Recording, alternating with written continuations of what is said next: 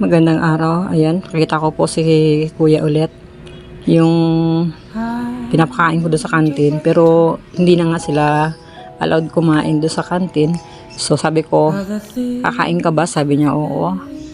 Sabi ko, dito ka lang. Take out na lang ako. Kasi bawal na ako doon kumain sa kantin. Kaya take out na lang po tayo. Sabi kong ganun.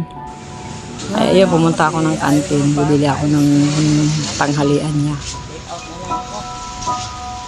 I've played all my cards, and that's what you've done too. Nothing more to say, no more race to play. Pasensya na sa camera ko, lumabo bigla. Hindi ko alam kung bakit. Nakikita ko